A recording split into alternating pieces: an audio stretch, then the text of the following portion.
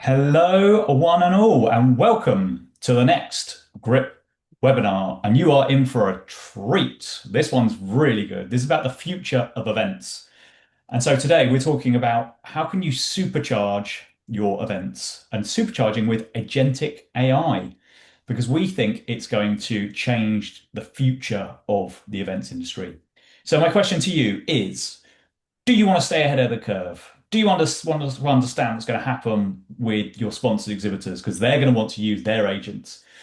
Do you want to know how to acquire new customers, new attendees? Well, this is the place to come because agentic AI is touching all of your different types of businesses. And if it's not today, it will do tomorrow, and everything will change. And the good news is, I have got three of the leading experts in the world who are here today to give you a playbook for how they are actually implementing agents for their clients and inside their own businesses. And so I'd like to introduce my three lovely panelists for today for our supercharged How Agentic AI Will Shape the Events Industry webinar. It's going to be great. So I have got Askar from Terrapin, and you might remember Terrapin from one of our previous webinars where we had Askar's colleague Sharon on, COO. Now, Askar is the Group Digital and IT Director at Terrapin. What he doesn't want to know about AI agents being deployed inside events businesses is not worth knowing. He knows it all. I had a prep call with him earlier. He's going to blow your mind. Two other people that are going to blow your mind is Max Gabriel, co-founder and CEO of Marcus AI. He's helping people deploy AI agents, and Manus. He is co-founder and CEO of Bridge. Again, another startup focused on AI agents. So I'm going to get each of them to introduce themselves and tell you a bit about their background. So, Askar, over to you. Can you tell us a bit about what you do, please, and who you are? Thanks. Hi, everyone. So I'm Asghar Maksud. I'm a Group Digital and AI Director at Terrapin. I'm responsible for any tech that we bring into the organization, whether it's sales tech, martech, conference or production tech, and so on. And I'm also wearing a hat to take Terrapin into the AI transformation, whether it's Gen AI or Agentic AI. My team is responsible to introduce AI or leverage from AI across the board. And I think he's underselling himself there, Yeah. my audience, because he's doing it everywhere, all over the business. It's pretty wild. This is why I'm so excited for this webinar to give you guys the insights from these people's brains. The next brain we're going to pick is Max Gabriel. Max, tell us a bit about you, and you've got an interesting background, haven't you? Yeah, thanks for having me. It's quite a build up. Hopefully, I can live up to it. It's great to be with you guys here. Hello, everyone. I'm a co-founder and CEO at Marcus AI. At Marcus, we're building group of agents. We call it crew of agents that is focused on attendees, sponsors, and organizers. We love partnering with the organizer to co-design and co-build it. So it's been fun. I spent over 10 years at Informa before this. So we're all well aware of the challenges and opportunities that exist in the space. That's why we're on a mission to make it better with agents. So glad to be here. And Max, you're underselling yourself because you're a former president, weren't you, of Informa? So you kind of have seen it from the inside as, a big don inside the events industry. Yeah, yeah. And now you've taken that insight and you're basically deploying it into agents who are doing similar things for your clients. It's actually a great point. Now we are out there, similar to Manas, where we're out there as a tech provider. We are an exhibitor and a sponsor. We get to feel and experience firsthand pain points sponsors and exhibitors go through, so we can actually totally relate to it, and so it's actually fun solving them. And as a marketer, I can tell you that is where the best business ideas come from. It's all about the pain points. Start from there, and everything else is gravy. Right, handing over to our last AI brain, Manus. Tell us a bit about you, and then you've got a bit of a presentation, haven't you, to set the scene when it comes to AI agents in events. Yeah, and the presentation is all about my learnings on how AI can be tangible for an events business.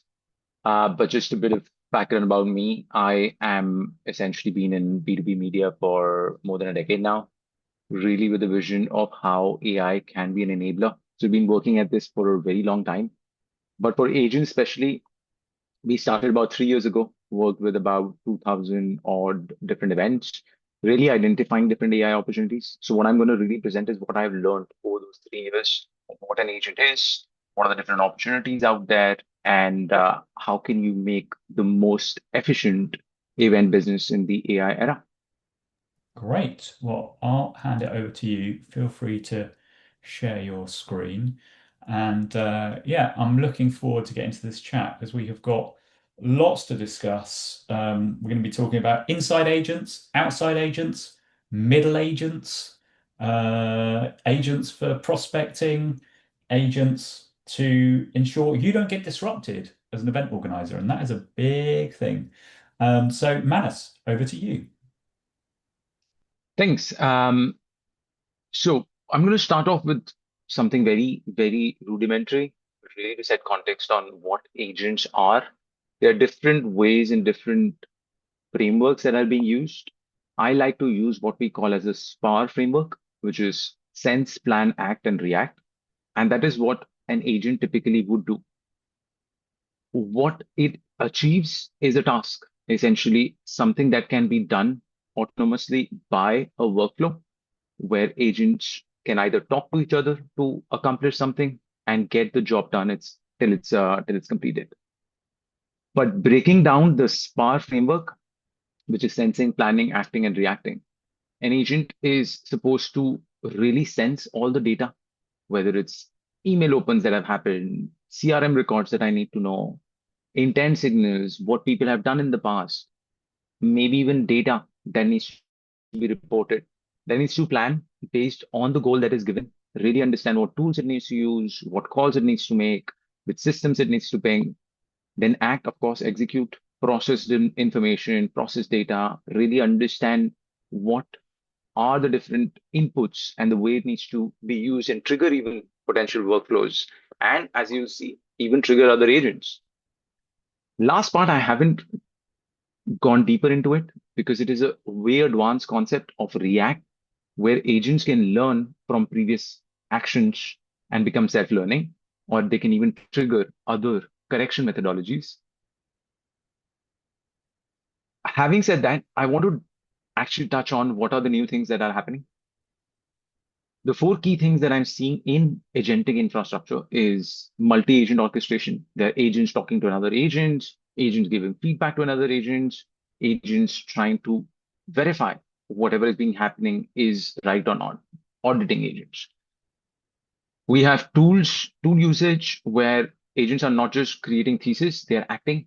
They can talk to your calendar, they can talk to your email, they can query databases.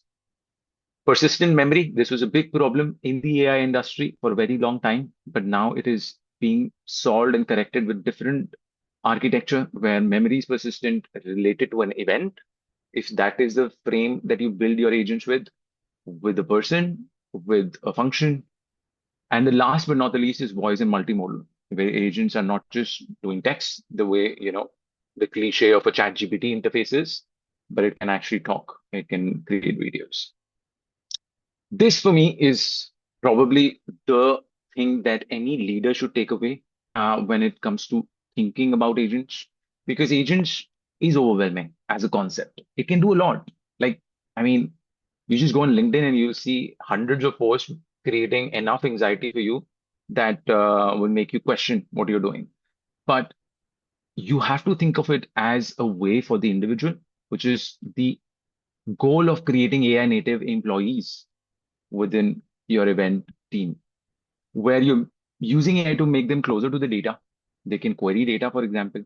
You're augmenting their capabilities, whether it's processing RFPs, whether it's creating content, but you're really augmenting a person. And then it's also about always on execution. It's being able to carry the relationship, send follow-up messages, not just in working hours, but augmenting that dimension of an individual as well. But again, augmenting. For me, one of the fatal mistakes that people make is thinking of AI as replacing people. But moving to the second part is capabilities and opportunities in the business, where AI can become a system of action. And this evolution cannot be more clear, where businesses were using tools or intelligent tools as system of records, intelligent CRMs, intelligent databases, intelligent platforms, point solutions. But that has moved from a system of record to a system of action, where now technology and tools can engage audiences, understand about them, update records, create a fluid way where your business can have a smarter system of action. And there are many lenses to think about how my agent strategy should be as an event organizer. But the two lenses that I'm going to present will be a good starting point. The first is an event cycle lens, where are agents across my event, my flagship event, my list of events, my portfolio event, regardless of the number of events you're doing. Each event is happening a event cycle where agents can activate the right audiences, they can nurture and convert people by providing personalized experiences and ways or reasons for people to attend. During event, there are agentic opportunities, and of course, post event, there are a lot of reporting and data related agentic opportunities. The other lens is where is your audience interacting? And there are opportunities on the physical layer that you see on the right side and the digital layer that you see on the left side. Again, it's not mutually exclusive, lens one or lens two, but there are two different ways of pushing your AI strategy forward. Physical layer, where agents can do help in check-in processes, they can engage people in a session, they can help in networking. And again, on the digital layer, where people can have a personalized reason for you for someone to attend an event, it can reduce the operational or admin questions. There, again, different opportunities. As I said, there is no event business that I have seen that is identical to one another. Each of them, I like to call them as unicorns. They have different ways of going to the market, different ways of approaching it as well. But one framework that has worked for us to deliver value for us, and that's why you see the bridge logo here, because this is actually something that we have done with the 1,000+ events that I was mentioning that are using our platform, which is plan, play, prove, and scale. I like to call it the 3P plus framework, where you first plan what are the systems, what are the hypotheses, what is the problem it's solving. Then you play, you deploy agents, you test different things, you really work on finding the right ROI blueprint, and then you prove it by understanding what is the business value, what is the overall adoption, and the competitive advantages can get you. And then scale. Only roll out once you have proven. Talking about KPIs, there are 4 different types that I have seen. Business impact, really, if it is improving cost per acquisition, sponsor renewal rate, really the business outcome.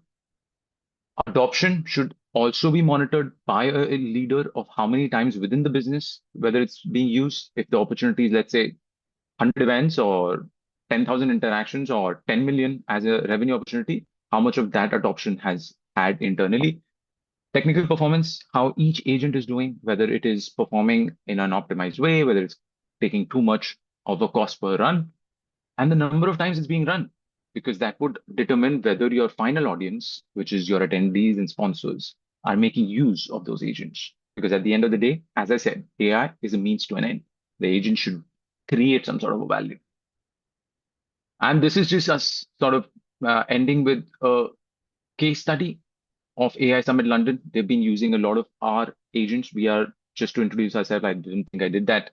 We are an event growth platform where you can build agents that are built only for event organizers from the start of your cycle all the way post event, and then even what we call as a 365 engagement, where agents can really create better engagement, better outcome and revenue per audience, per attendee.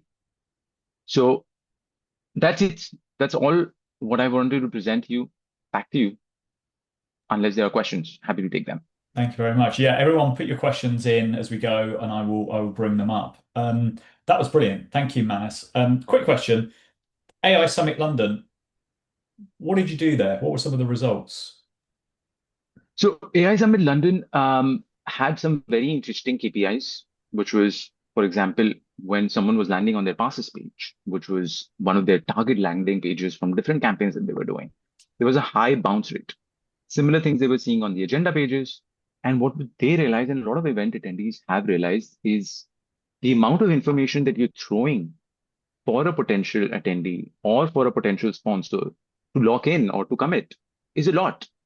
At an average, we are seeing about 200 different pages and up to 20 different PDFs being used to send information at different touch points. In fact, this was a very interesting thing that we did where we measured the number of touch points it takes to convert and get a yes. And the average, believe it or not, is 62. So what we work with them is, or they use our platform to launch different agents that reduce the number of touch points. I can do a bit of a demo if you want, um, or I can show you what they're doing. Do you want me to do that? Yeah, maybe we'll come back to it in a bit because I'm quite Okay, keen to get our next speaker on. absolutely. Askar, that was brilliant. Thank you, Askar.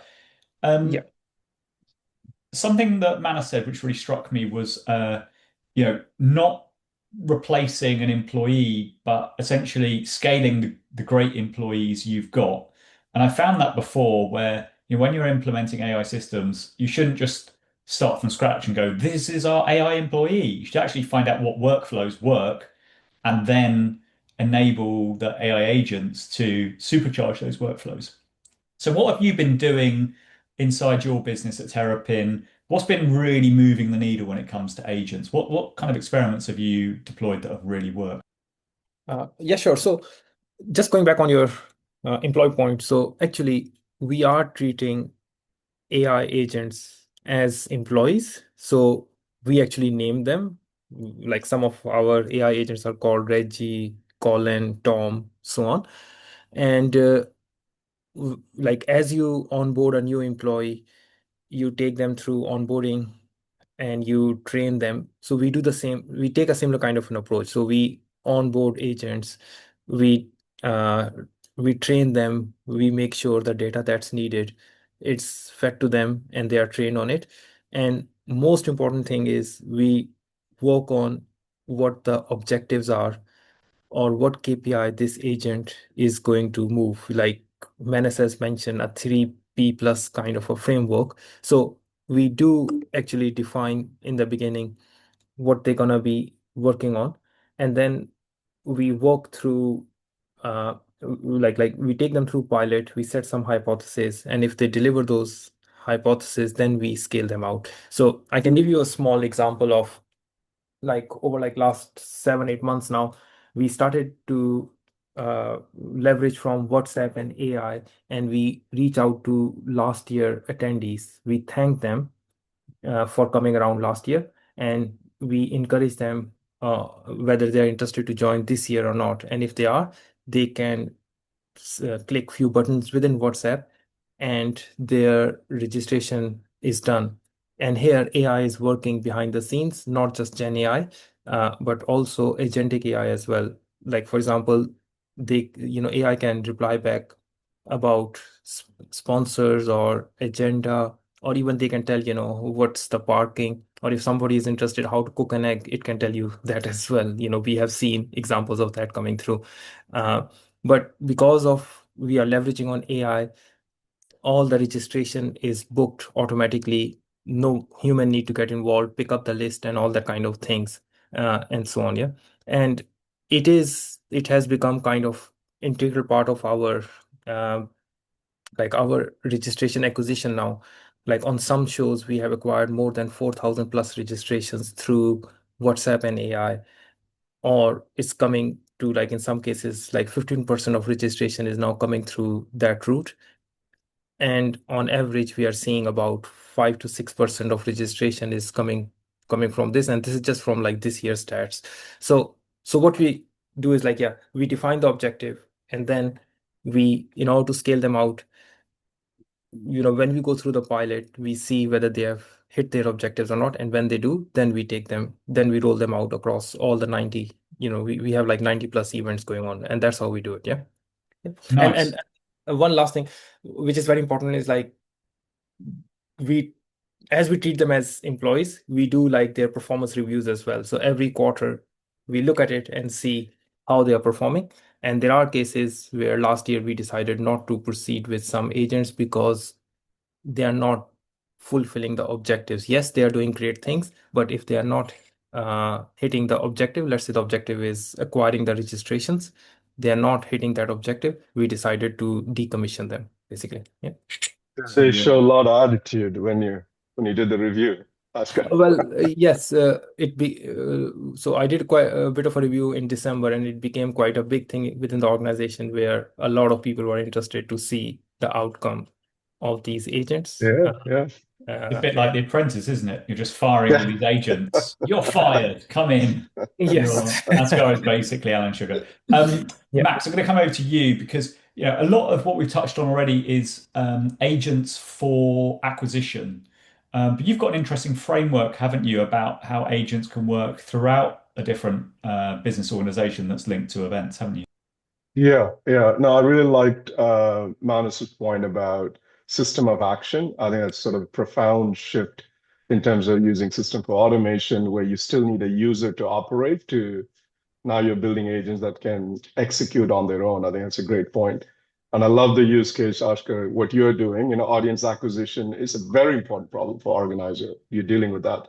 Let me give you an example of what we are solving here, and then I'll just talk about our mental model on how we see the agents. The first one is, are you hearing a fire engine in the background? No? No, You good? not Okay. no. Good. So the one other area we're doing, it's actually a nice segue from what Oscar is doing. Grip was actually one of the pioneers in AI matchmaking here, right? You guys been doing this for the longest time. And, industry pioneer, you set the trend and all that, but I'm sure you'll agree registration data is not as reliable sometimes, right? The input quality hasn't been great.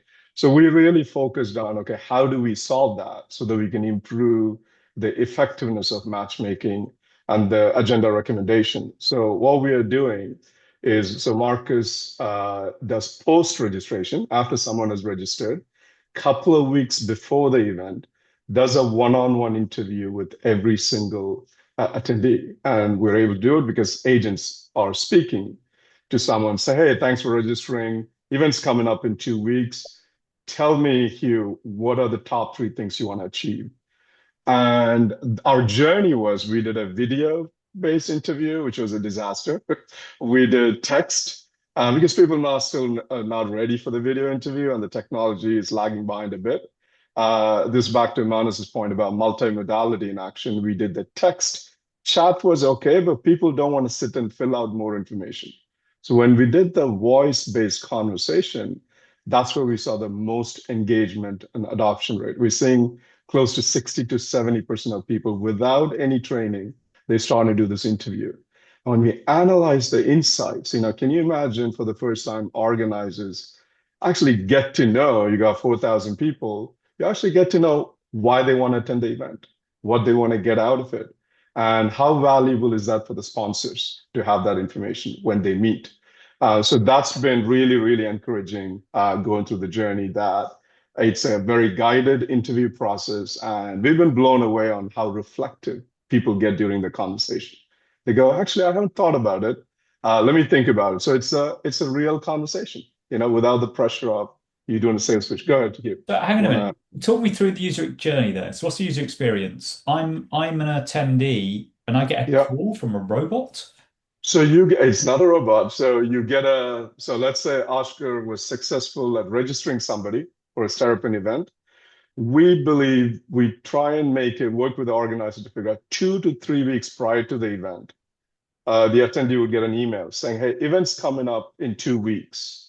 Could we onboard you to the event just to make sure you get the best experience?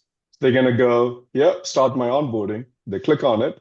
And then, the aide Marcus welcomes them and say, hey, thank you for registering. I know you registered for this track. Tell me what are the top 3 things you want to get out. So it actually starts to have a dialogue with the attendee, right? And we're seeing that, it's very, very useful. Attendees are getting a lot of value out of it. Sponsors are getting value out of it. When we sort of analyze all the insights, organizers are getting incredible value, they use that for their future programming. That's how we're thinking. So it's Does text that based. So make they're sense? going backwards and forwards with the agent to talk. Audio, Oh, audio. audio. So they press a button on their laptop and speak into They it. go start my interview on their phone or laptop, and then Marcus starts speaking. That's what I said. We did a video avatar, which wasn't great. Yeah. But the conversation style, where actually somebody welcoming you and talking to you, all of that is configurable. I'm sure Oscar and Manus, you guys are doing something similar, so that you can configure the voice, the brand tone. You want it formal, casual, semi-formal, all that can be configured so that you're still retaining the brand voice to have the conversation. So we're pleasantly surprised on the adoption rate, but it's less about the implementation. What I'm really thrilled about is the insights we didn't have before that you're able to unlock. And then we're sort of integrating with matchmaking tools like Grip and other platforms so that you can use that as an additional augmented data to drive better matchmaking, right? That's the idea. So I guess though, you know, there's some buckets that are at the other end, and you've got this stream of consciousness coming out of attendees' brains into your systems.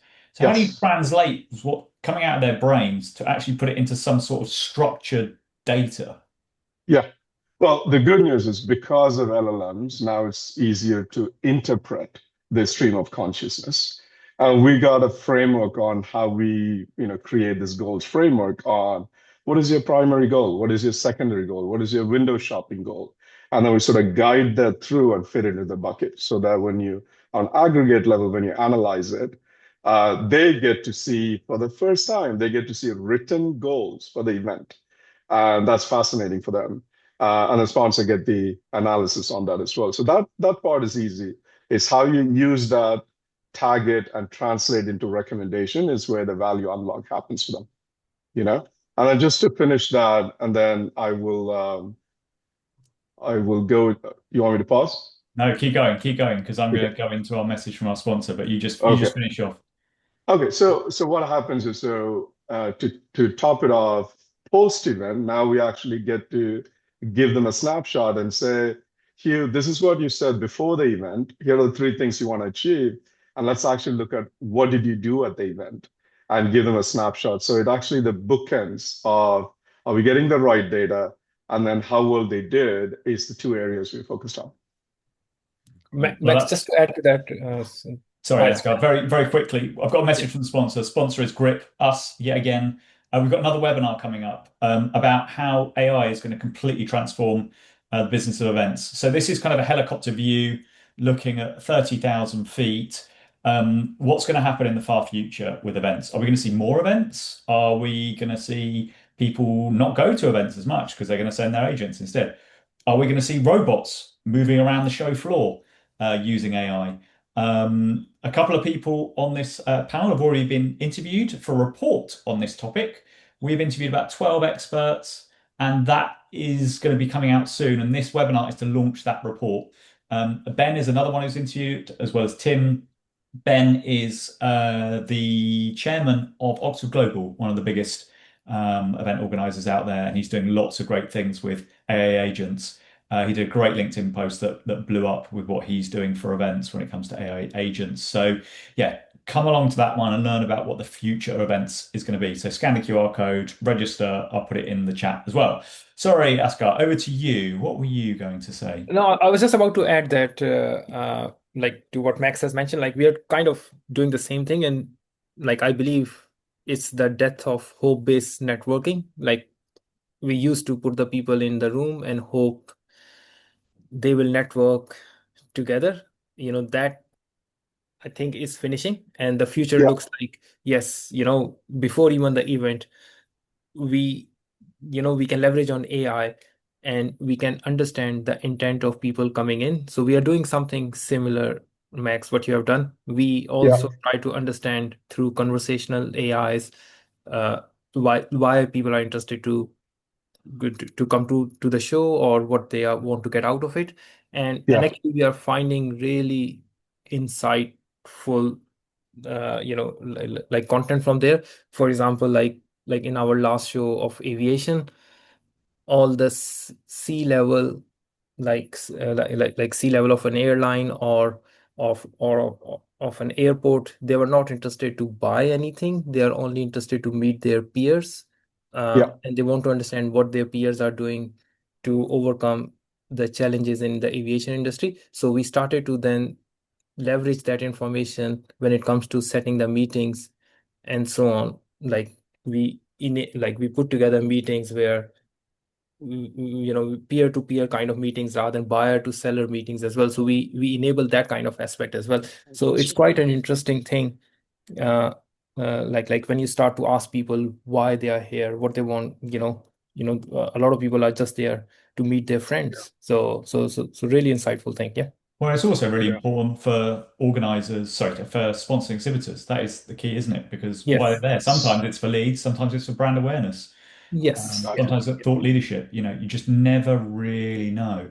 Yeah. Um, Max, over to you again, because you had an interesting framework, didn't you, Just for how you yeah, apply. just 2 minutes. 2 minutes. I'll just share that, and then plug for the event you shared. I'm definitely tuning in. Ben and Tim, that would be a treat to see that webinar. So I'm looking forward to it. Thanks for Yeah, sharing it's that. just a Well, it's you guys are involved in the report, so you all gave your input. So hopefully I can draft it in enough time and then launch it for the webinar at the end of next month. So yeah, tune in. Link is in the chat, everyone, to register. What are you seeing? Are you Yeah, seeing you my might just screen? swap displays, and then I think you're good to go. Got it. Okay. Perfect. So our mental model around when we're thinking about, there are agents everywhere. I made a prediction end of 2024. There's going to be more agents than people very soon. I think the past 24 months, we're seeing that, right? There's proliferation of agents coming at it. So internally, the way we see it is there are three buckets where agents on the inside, this is what you do inside your company, whether it's you improving your marketing, improving your editorial, or any of the function. There's a lot of sales SDR agents that are coming in. Ashka, like you naming your agents to do acquisition. That's a perfect example of you're trying to improve your value chain. You're trying to improve your internal processes to make things better. And my request to the audience is do this faster, experiment it, even if the experiments fail, and don't deploy too much capital, but continue to go down the path because the value of internal organization learning is hugely strategically important for the organization. So continue to do a lot of bad agents so that you can learn to do better agents out of that. So agents on the inside are important. And then we call it agents in the middle. This is where pay attention to agents that can pop in between you and your customer, right?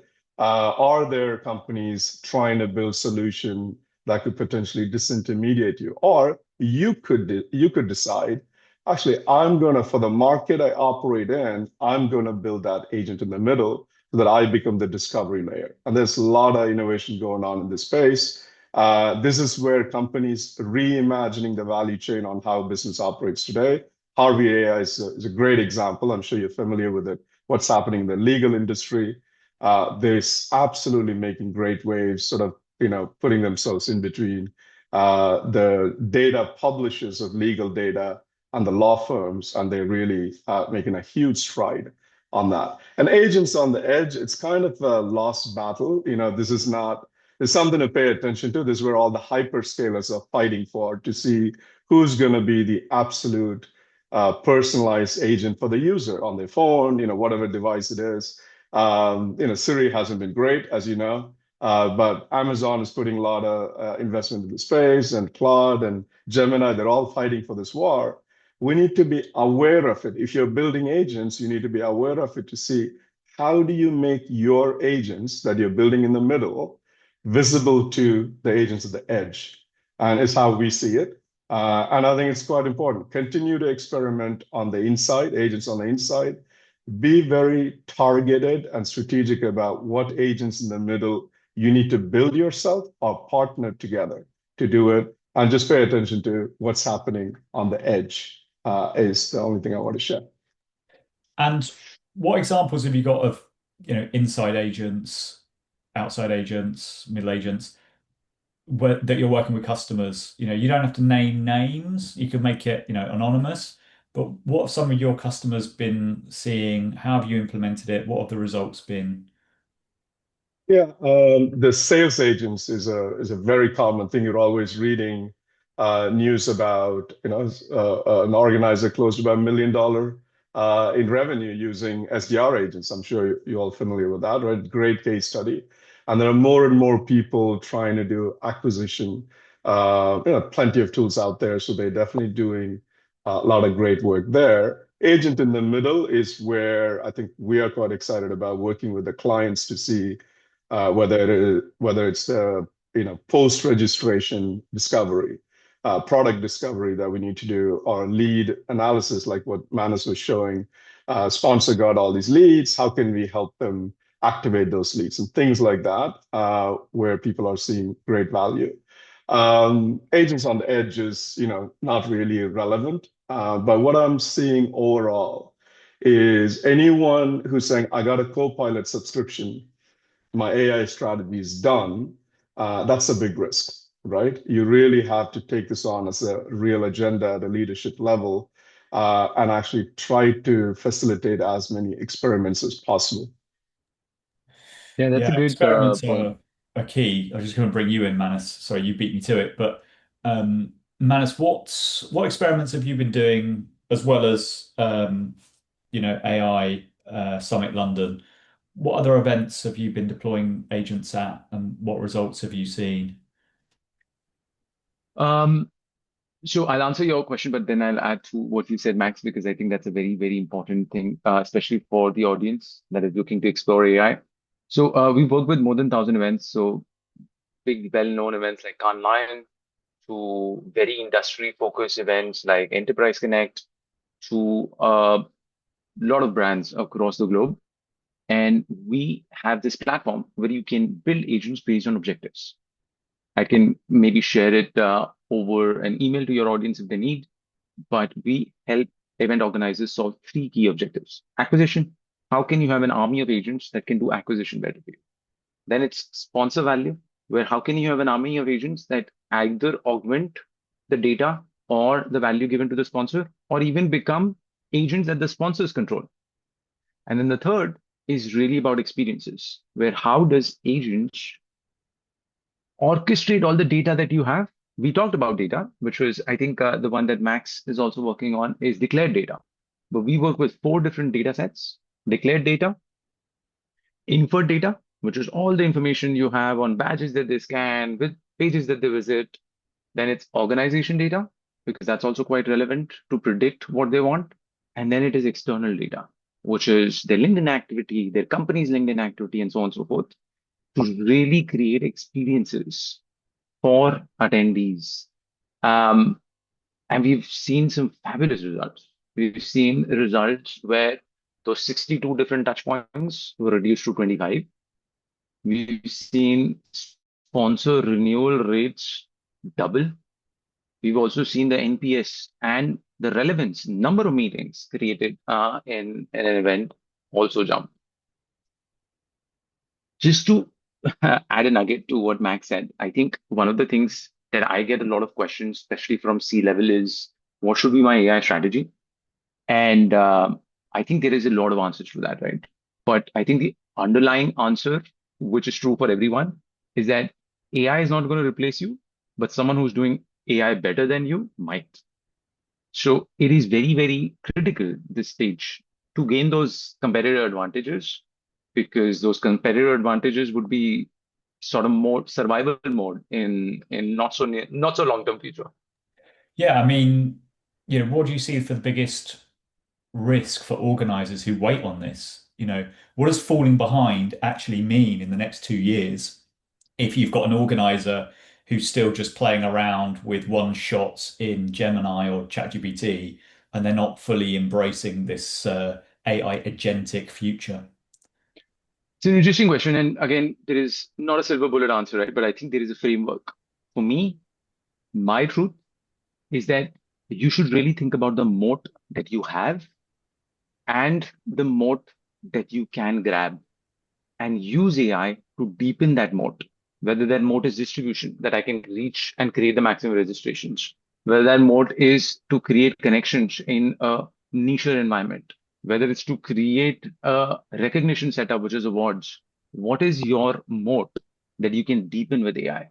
Because whether you like it or not, AI will help you deepen that moat, but it will also expose your weaknesses. So Oh, it's really about deepening your moat and making it more irresistible. yeah. Yeah. Just to add to that, Hugh, just to answer your question, right? So what I'm seeing is this famous William Gibson quote about, future's already there, already here, but it's not evenly distributed. The interesting thing about AI is it is evenly distributed, right? The challenge here is every one of your sponsor and exhibitor has access to the same tool set as you do. So if you're an organizer just waiting to do something, your sponsors are doing this on their own, and they are actually going to implement these solutions, and they're going to find better value and unlock. So that's where you can't afford to sit and wait because your exhibitors and sponsors are not going to sit and wait around. They have these tools, they can build these agents. And that was my point about you have to be proactive here to be in the discovery process. Otherwise, you're going to be left behind.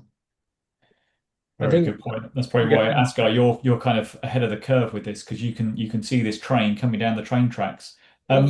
What as an organizer, what would you say to all the other organizers who are doing nothing right now on agentic AI? What could they do in the next 90 days to get started? Asghar, what would you recommend? So I'll say like agentic AI, like what I think Menace has showed in his slides is about taking action, or it's about achieving an outcome. Outcome could be achieving registrations or sponsors or revenue or anything. Yeah. So what I would say is that if you're not leveraging or using agentic AI, start experimenting. You can start small, draw up some hypothesis, maybe a small hypothesis, partner with companies. Like you don't need to reinvent the wheel yourself. There are so many organizations out there you can partner with and work with them in a pilot stage, and maybe work with one of the event, pick one of the event where you can, you want to achieve a specific outcome or specific action, work on it as a pilot and see if the needle moves. And if the needle moves, then you can scale it out. There is nothing wrong in experimenting and piloting. And actually, like with Terrapin, over like last 1 year, we have failed so many times. There are so many examples, that I can talk talk through. Like just a quick one. Like we were thinking to, like, we wanted to launch AI calling agent which will call people and acquire attendees. We made 1,000 plus calls, but actually we acquired literally like 12 registrations at the back of it. So it's the experiment didn't work, but we learned a lot from it, and then we optimize and everything. So I would say over like next, you don't need like in the AI world, 90 days is a long time where things will change very rapidly. But I would suggest, like have a small team, pick an event, run a pilot, and don't try to reinvent the wheel yourself. You can partner with companies out there, and there are no long commitments. It's not like you're signing up on a big SaaS kind of a tool. There are monthly, commitments, and you can walk away very easily tomorrow if that thing doesn't work, or that is not adding value back to your objective or back to your business KPIs and so on. Yeah. So come on then, you've had a lot of fail. What's worked? Tell our audience what is So the what what is the one thing they could do? Would it be acquisition through WhatsApp? What's the thing people should give a go that you think, oh, this is really working for so Terrapin? like we are seeing acquisition of registration or audience, working quite well. Traditional email channel to acquire people is kind of slowing down. There are new channels which are coming up like WhatsApp calls, and that's working. Like today, like a couple of years ago, if somebody asked me that they want to make a personalized call to everybody who attended last year, I would say how many people we can acquire. But that's not the question I'm asking now. I'm asking what intelligence we need to put into an AI agent that will have a conversation. Yeah. So definitely attendees acquisition works.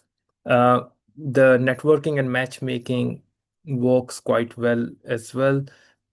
You can very quickly gather the intent for people coming to your event, and at the back of it, you can actually set up better meetings. You can you can do lead gen at the back of it. There are like so many things that you can do at the back of it. Yeah.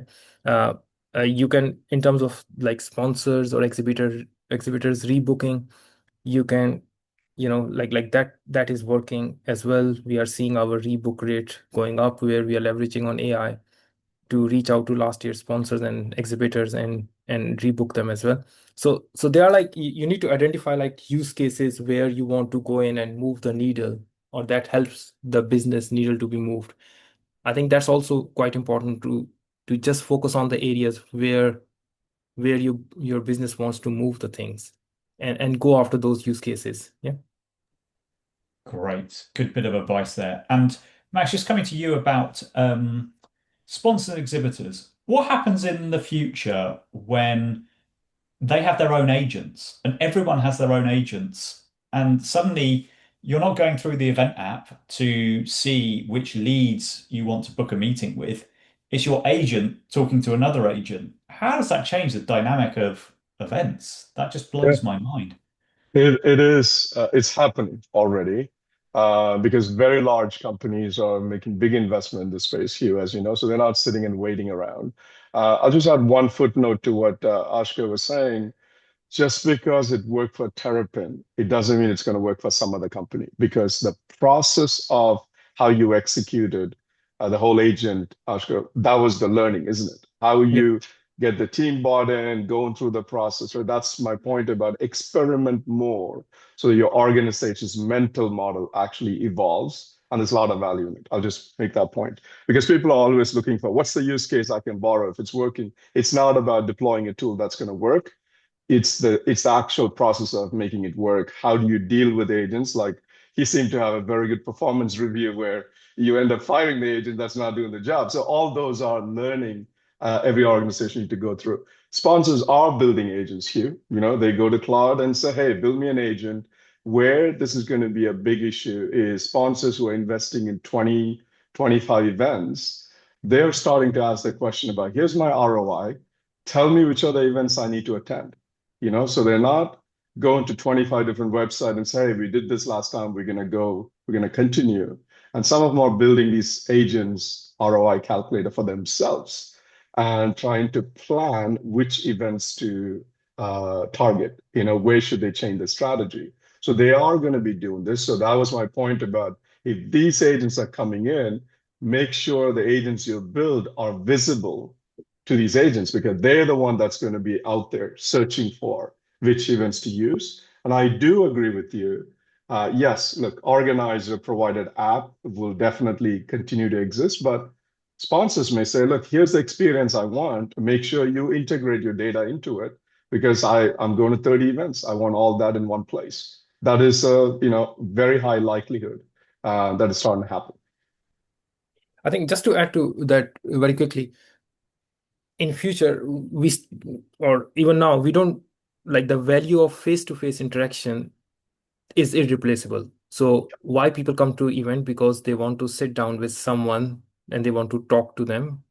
So that's something actually we are seeing more and more people are coming up into these events. Whereas AI, you can leverage on AI to make the pre-event experience better. You can leverage on AI when it comes to doing your marketing, when it comes to doing your sales. So that's where the difference is, or the organization that will be leveraging on AI will operate at a different level. But ultimately, people wants to come, like our sponsors or buyers or sellers, whichever way we call them, they want to come and they want to sit down together and have a face-to-face chat. That thing is not really going away. Yeah. Yeah, if Yeah, I think anything, it's going to increase. Manas, over to you. no, sorry, I was just complimenting on what Asghar was saying and just maybe contextualizing for the audience in numbers, right? So, in fact, even if you read about investors like Mark Cuban and prominent investors, they are betting on events. AI, in my personal experience as well, is making my inbox unusable. It's also making my LinkedIn sort of unusable to make connections. The only place where I'm making connections is real life events now. So to the concept of Mark Cuban, he calls events as a sunrise industry. So he even predicts that more and more marketing dollars will start slowly flowing into these in-person events. So it's not just, not getting replaced by people who can do AI better. We're also looking at those opportunities because believe it or not, your event industry is going to explode and almost in some estimates going to triple in the next 10 years. And even in the most conservative estimates is going to double. And if there is any event organizer in the world, maybe excluding Asgar, that can say they have a scalable infrastructure and playbooks to deploy events in different geographies and different topics, I would be surprised if they do have that. And if the answer is no, then maybe agentic infrastructure is the way to go because that's the one that's going to give you those capabilities and as I said, moats that are competitive advantages for people who don't know what moat is.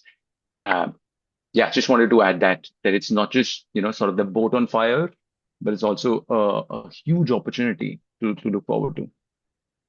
Well, that's a great way to end. And I think, also we're going to see events just explode. I think we're going to see 5x more events because people will trust human in-person connection more than these very lifelike digital connections they're getting because they're like, well, what's human anymore? I can't trust anything unless I see the whites of someone's eyes. And that's probably why a lot of private equity investors are now jumping into investing in events business as a hedge against AI because it will only go up. Let's hope so. Okay, so our next webinar, scan it and register and come along. All that's left for me to say is thank you to my panelists. Manus, how can people connect with you and find out more about what you're all about? So I'm going to drop my personal email if anyone wants to connect. I think I'm just going to drop it here. Is that okay, Hugh? Go for it. Yep, that'd be great. And Askar, how can people find you and connect with you? You can connect me via LinkedIn, but I'll drop my email as well. Oh, You can like like any questions, any learnings, experience, anything you want to talk about, you can reach out to me on my email. Yeah. lovely. Thank you. And Max, how do people connect with you? Same, please connect with me on LinkedIn. I'll also drop my email on the chat. Thank you Great. for having me.